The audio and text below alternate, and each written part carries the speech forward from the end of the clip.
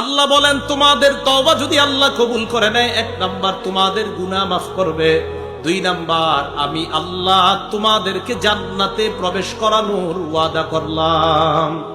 তওবা 1 নাম্বার। তাহলে সূরা তাহরিমের 8 নাম্বার আয়াত, এ হলো তওবার ব্যাপারে 1 নাম্বার কথা।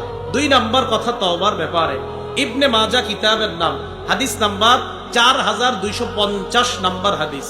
ক্বালা রাসূলুল্লাহ সাল্লাল্লাহু আলাইহি ওয়াসাল্লাম, আল্লাহ নবী বলেন, আত-তাইবু মিনাজ যামবি কামাল্লা যামবালা, গুনাহ থেকে তওবাকারী ব্যক্তি এমন হয়ে যায় কামাল্লা যামবালা, যেন তার কোনো গুনাহ নাই।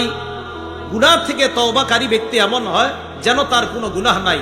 এই মুহূর্তে আমার সাথে বলেন, আস্তাগফিরুল্লাহাল্লাযী লা ইলাহা ইল্লা হুয়াল হাইয়ুল কাইয়্যুম ওয়া আতুবু ইলাইহি। এটা মন থেকে বলছেন তো সবাই?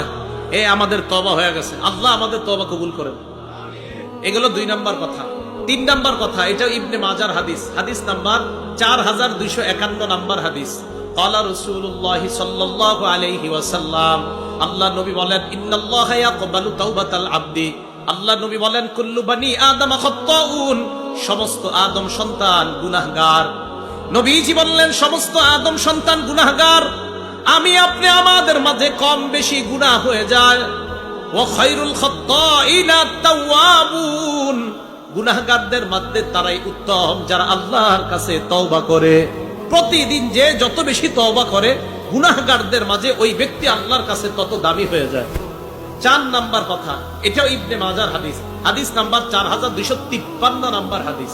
ক্বালা রাসূলুল্লাহ সাল্লাল্লাহু আলাইহি ওয়াসাল্লাম, আল্লাহ নবী বলেন, ইন্নাল্লাহা ইয়াকবালু তাওবাতাল আবদি মা লাম ইউগারগির, বান্দার মরণ আসার আগ পর্যন্ত আল্লাহ তার তওবা কবুল করেন। এখন দেখেন, আমার আপনার মরণ কখন আসবে আমরা জানি না, একটু পরে মরণ হয়ে যেতে পারে, তাই এখনই তওবা করা। কখন মরণ হবে জানি না, তাই যথাসম্ভব যত বেশি আল্লাহর কাছে তওবা করা। আল্লাহ তৌফিক দান করেন।